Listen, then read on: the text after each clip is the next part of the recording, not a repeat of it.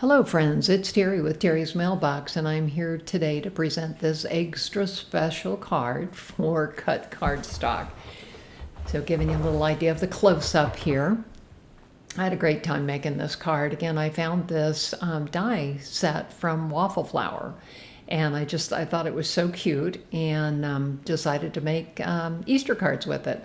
So the first thing I'm doing is I'm using a piece of light blue cardstock from the Coordination Minty Fresh set, and then I am using a stencil to put clouds on it with Distress ink. And I actually made the stencil just cutting on a piece of heavier paper using a cloud die cut. So I've also used a Lawn Fawn die cut and gumdrop green to create my little hills here. I had considered adding the picket fence on there, but then decided against it. So right now I'm using the Tinsdale Craft wood grain paper and adding again some vintage photo distress ink over it just to kind of give it some texture and some depth.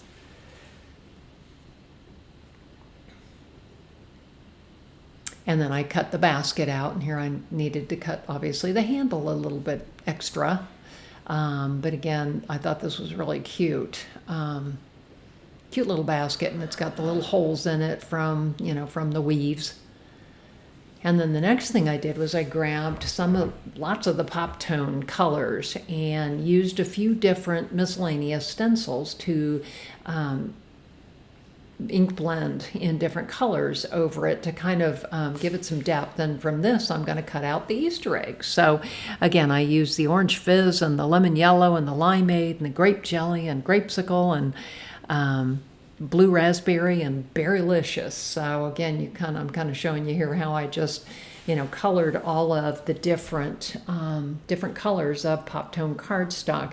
I did not show the die cutting, so obviously I've die cut all of the eggs out from these different sections, and I'm now using Nouveau Glaze to give them a shiny appearance before I put them in the basket. And then I also used a glitter pen to add Winkostella to add some extra color.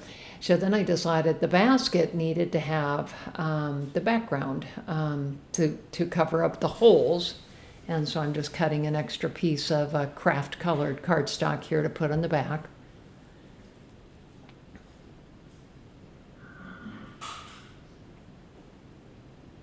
And then I'll also need another piece to put at the top to cover up the hole there. I'm grabbing the limeade cardstock, and I'm using the tonic cutter to make just really fine, thin strips. And then this is ultimately going to be the grass in the basket. So I'm kind of adding some glue strips here, and I'm going to fold the strips up. And then, of course, I have to give them a haircut and, kind of play with them to really get them to be like grass.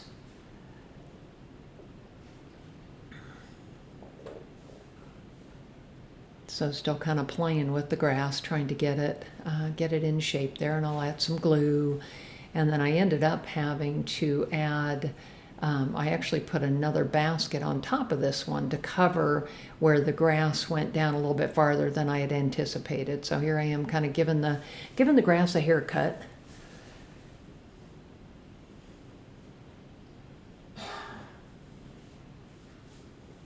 So it's not quite too crazy. And then just kind of playing with the basket.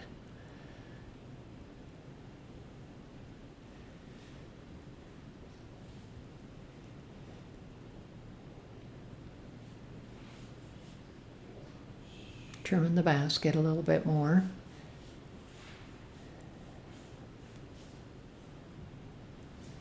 And then here's where I'm going to go ahead and put that second basket on top, because I needed to cover up that line where the green grass came down. Sorry for my head in the way. But again, it took a lot of effort to put this, the basket together. I had to really kind of play with it to get it to look exactly the way I wanted. So here's where I'm cutting another piece to cover up that circle in the background, because obviously that's the inside of the basket.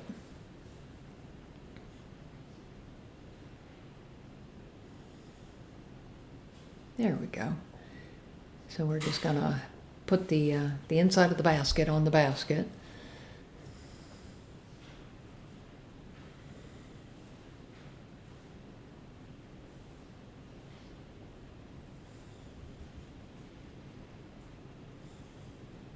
Hope you guys are all having a great day. It's kind of rainy here in Ohio today, but it's okay, I'm inside. So here I am kind of playing with it again, adding the handle and then kind of holding it so that it'll stick for me.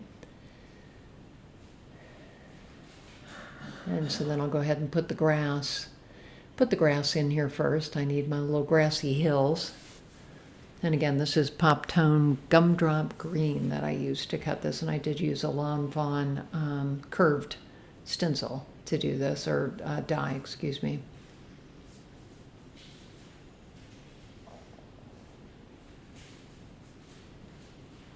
So just kind of playing here. Figured out, uh-oh, I need to put the taller hill off to the left. And then obviously you trim off the excess. And then the basket, I did use some of the red tape. I just thought I might get better adherence doing that, and then also then adding some glue in between.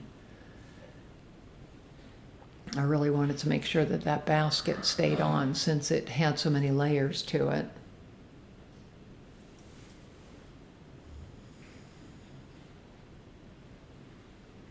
And then taking my large scissors and trimming off the excess of the basket. I kind of like having it off to the side, you know, because I wanted more room to add more eggs over there in the hills. And so here I'll put my little chocolate bunny. What's an Easter basket without a chocolate bunny?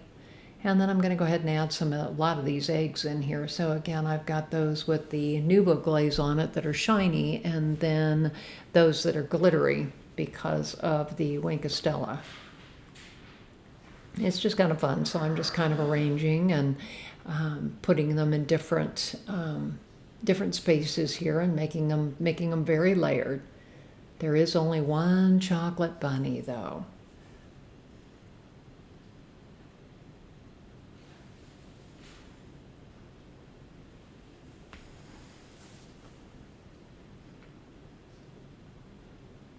So I'm just continuing here to pile the eggs up. Gotta have lots of eggs on this.